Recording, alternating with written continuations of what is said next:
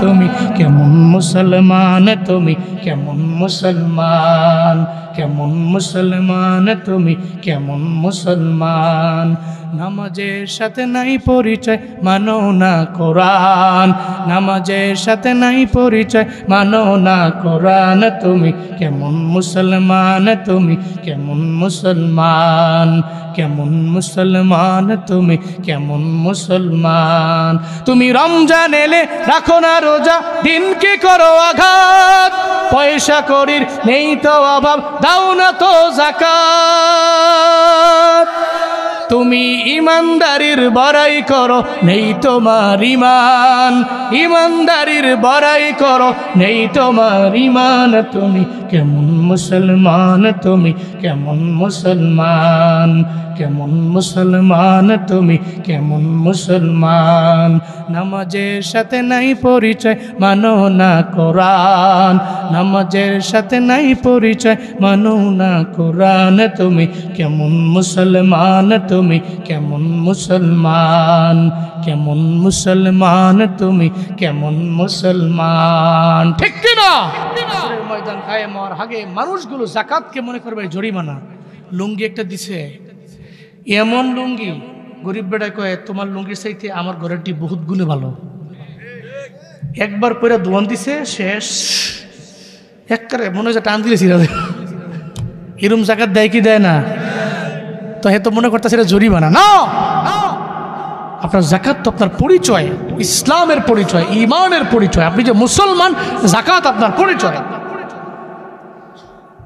বুনিয়াল ইসলামু আলা খামসিন, শাহাদাতি আল্লা ইলাহা ইল্লাল্লাহ ওয়া আন্না মুহাম্মাদার রাসূলুল্লাহ ওয়া ইকামিস সালাহ ওয়া ইতাইজ যাকাহ ওয়াল হাজ্জি ওয়া সাওমি রমাদান। মদিনাওয়ালা নবী জানায়া দেয় ইসলামটা দাঁড়ায় আছে 5টা স্তম্ভের উপরে। চিল্লে বলেন কয়টা? 1 নম্বরে কালেমা, 2 নম্বরে নামাজ, 3 নম্বরে হজ, 4 নম্বরে যাকাত, 5 নম্বরে রোজা। এই আল্লাহ নবী জানায়া দেয় তুমি মুসলমান, পরিচয় হলো তোমার 5টা স্তম্ভ তুমি ঠিক রাখো, 5টা পিলার তুমি ঠিক রেখে নাও। 1 নম্বরে কালেমা পড়ে নাও, 2 নম্বরে কালেমা পড়ার পরে নামাজ কায়েম করে নাও, 3 নম্বরে নামাজের পরে তুমি রোজাও রাখো, 4 নম্বরে তোমার উপরে হজ ফরজ হয়ে গেলে জীবনে একবার হজ করা ফরজ, তুমি বাইতুল্লাহ দূরে যাও। 5 নম্বরে তোমার উপরে যাকাত ফরজ হলে যাকাত দিয়ে দাও।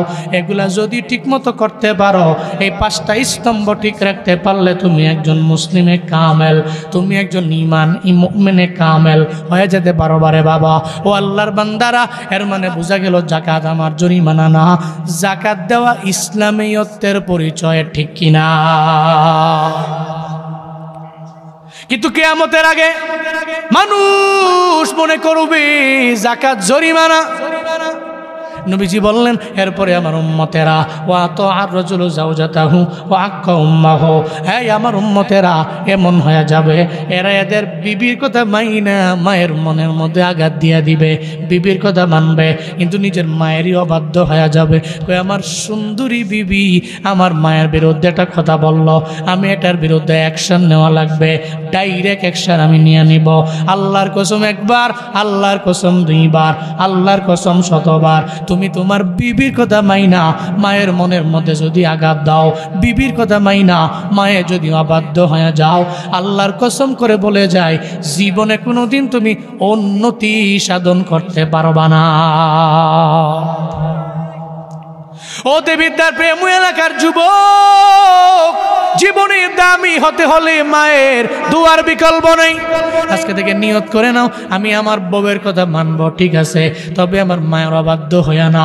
আমি বউরে বলবো বউরে তুমি তোমার জায়গায় থাকো, আমার মাকে নিয়ে কিছু বলার দরকার নেই, কারণ আমার মা আমার জনম দুঃখিনী মা, আমার মা আমারে পেটের মধ্যে নিয়ে নিও, আমার মা আমারে বড় করছে। দুনিয়াতে আসার সময় মা বালতি বড় রক্ত জড়াইল, দুনিয়াতে আসার পরে আমার মা আমারে 2টা বছর দুগ্ধবান করাইলো। আমি জীবনেও কোনোদিন আমার মারে বলতে পারি না। নিয়ত করে নাও আজকে থেকে তুমি তোমার মায়ের অবাধ্য হবা না, বউয়ের জায়গায় বউকে রাখবা, মাকে মায়ের জায়গায় রাখবা। এরপরে আমার নবী জানায়া দেয় অবর্ণ সদিকহু ওয়া জাফা আবাহু, আমার উম্মতেরা এরা বাবারই ভুলে যাবে, বন্ধু বান্ধবের নিজের আপন মনে করবে। বন্ধু বান্ধবেরা বললে ব্যাংক থেকে টাকা নগে লগে সেন্ড করে দিছে, কিন্তু বাবার বেলায় নাই। বড় পোলায় ঠেলা দেয় মাজারও পোলার, মাজা পোলায় ঠেলা দেয় ছোট পোলার, এরপরে 3 নম্বর পোলায় ঠেলা মারে 4 নম্বর ভাইয়েরে আমার বাবারে কেন খাওয়াও না। একটা পর্যায়ে দেখা গেল 3 সন্তান দুনিয়ার মধ্যে আছে, এরা কামাইও করে, বাবাটাই বাড়ির মধ্যে থাকে, ঔষধ কেনার টাকাও মাসে মাসে পায় না। আমাদের সমাজে এমন ঘটনা আছে না নাই? ওর সব চলে, বাবার বেলায় নাই। বাবাই মনে মনে কয় তুই তো তোর বন্ধু বান্ধবের নিয়ে ঠিকই করতে পারো, সব জায়গায় যেতে পারো, আমি বাবারে ওষুধ কেনার টাকা মাসে মাসে কিছু কি দেওয়া যায় না? দেখবেন বাবা এই কথা বলে, সাবধান, এটা করা যাবে না। আমার নবী বলছে উম্মতেরা করবে বাররসদিকহু জাফা আবাহ, এরা বন্ধু বান্ধবের আপন মনে কইরা নিজের বাবারেই বইলা যাবে। শুধু তাই না, কিয়ামতের আগে ওয়ারতাফাতিল আসওয়াতু ফিল মাসাজিদ, মসজিদের মধ্যে গন্ডগোল বেড়ে যাবে। এই যে সামনে মসজিদ, মসজিদের সামনে রেখে আপনাদের বলি, সাবধান বাবারা, জীবনে কোনোদিন মসজিদের মধ্যে ঝগড়া করা যাবেনি। মসজিদের ভিতরে হট্টগোল আসেনি? টুকিটাকি হতো না মসজিদের ভিতরে, না সব জায়গায় হবে না। নবীজি কইছে আগে হবে, মসজিদ তো আল্লাহর ঘর, মসজিদ থেকে বের হয়ে করেন। কেউ যদি উচ্চ আওয়াজে কথা বলতে চায়, যে বলুন বাপ আল্লাহর দোয়াই, এটা মসজিদ। এরপরও তো কিছু লোক আছে গাউরা, আছে না? আরে সুবহানাল্লাহ, এবারে তো ইমাম সাহেবের কথাও শুনে না, কমিটির কথাও শুনে না, কারো কথাই শুনে না। এবারে জোরে কথা কইতে পারলে মনে করছে এবারে বেড়া, কিন্তু গুনাহ হইতেছে, বুঝতেছে না। এটা মসজিদের আদবের খেলা। আপনি যাই বলবেন, মসজিদ থেকে বের হয়ে ঝগড়া করার অসুবিধা নাই, কিন্তু কিয়ামতের আগে মসজিদের ভেতরে হট্টগোল বেড়ে যাবে, ঝগড়াঝাটি হবে। বহু জায়গাতে এমনও আছে ঝগড়া কইরা মসজিদ ভাগ কইরা 100 ফিট দূরে গিয়ে আরেকটা মসজিদ দিয়ে লাইছে। এরকম ঘটনা কি নাই? আছে। নবীজি বলছেন এটা হবে। ওয়াকানা যাঈমুল কওম আরযালাহুম, সবচেয়ে গুরুত্বপূর্ণ এটা। নবীজি বলছেন গোত্রের সম্প্রদায়ের নেতা হবে বকলম নেতা। না গেছে স্কুলের বারান্দায়, না গেছে মাদ্রাসার বারান্দায়, উনি এই সম্প্রদায়ের, এই গোত্রের, ওই সমাজের, এই এলাকার সবচেয়ে বড় লিডার, উনি নেতা। উনি নবীজি বলছেন কানা যাঈমুল কওম আরযালাহুম, সম্প্রদায়ের লিড দিবে বকলম নেতা। এরপরে উকরিমার রজুল মাখাফাতা শাররি, ব্যক্তিকে সম্মান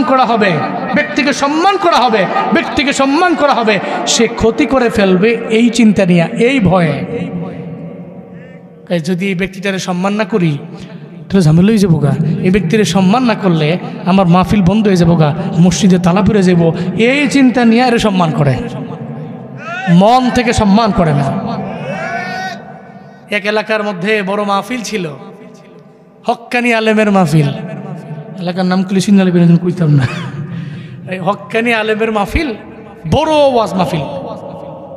এমপি সাহেবের নামটা উফরে না দিয়া নিচে কেন দিছে, এই মাহফিল বন্ধ হয়ে গেছে।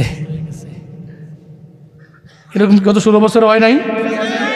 সাহস পাও না মিয়া, তোমার হুজুর কি আমার এমপিতে বড় নাকি? আপনার এমপি অনেক বড়, আমি মানি, ঠিক আছে অনেক বড়, কিন্তু এই ওয়াজ মাহফিলে যিনি বয়ান করবে এর চাইতে বড় সেকেন্ড কেউ নাই। কথা কোন ঠিক কিনা বলেন? উনি বড়, ওনার নামও পড়ে থাকবে। আপনার এমপি সাহেবের নাম দিছে না? দিছে, নিচে দিছে, কি হয়েছে? কিন্তু না, বন্ধ করে দিছে। আবার বন্ধ করছে, ইতিহাস আছে। একজনের টান দিয়া সিরালাইছে বেটাকে পোস্টার, রাত 12টা বাজে ছিটছে, যে রাত 12টা বাজে ছিল, পরে সিসি ক্যামেরা ধরাও হয়ে লিস। যাই কয় আপনি একজন গণ্যমান্য ব্যক্তি, আমাকে পোস্টারটা ছিললেন, অ্যাকশনে যাবো বললাম। এখন বেটা ডরে মাস্টার্স লইয়া, বড় মাস্টার্স লইয়া, বুঝেন নাই, গেছে গা যে বড় নেতার সামনে 5-8টা গোলাম তো সামনে বইয়ে রয়েছে। নেতাজি কাজ একটা কইরা লিছে, কি করছো? আগে পোস্টারটা ছিটছে, কিতে ছিটছো? বড় হুজুরের নামটা উপরে, আর আমার নেতা আমনের নামটা হুজুর গো নিছে, এটা মানতাম পারছি না, সিরালিছে টান দিয়া। ঠিক আছে, যাও, মলম জায়গা মতো লেগে গেছে, যাও গা।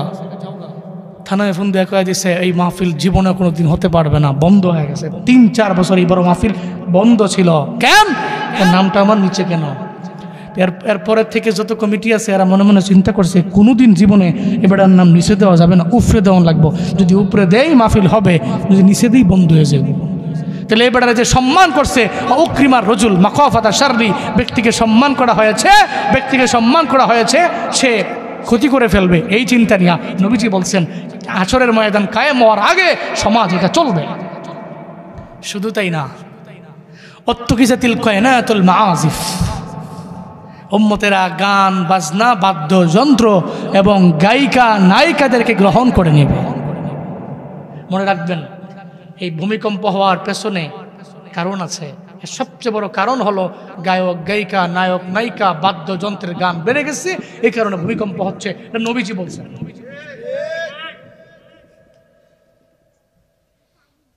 ফালিয়ারতাকিবু ইনদা যালিকা রিহান হামরা আও খাসফান ওয়া মাসকা।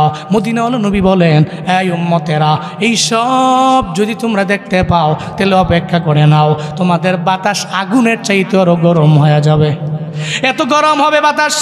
শুধু তাই না, আও খাসফান ওয়া মাসকা, মদিনাওয়ালা নবী জানায়া দিলেন ভূমি ধস বেড়ে যাবে, ভূমিকম্প বেড়ে যাবে। এই জন্যই তো 24 ঘন্টার মধ্যে হয়েছে 3 বার। জোরে বলেন কয়বার? 3 বার হয়ে গেছে।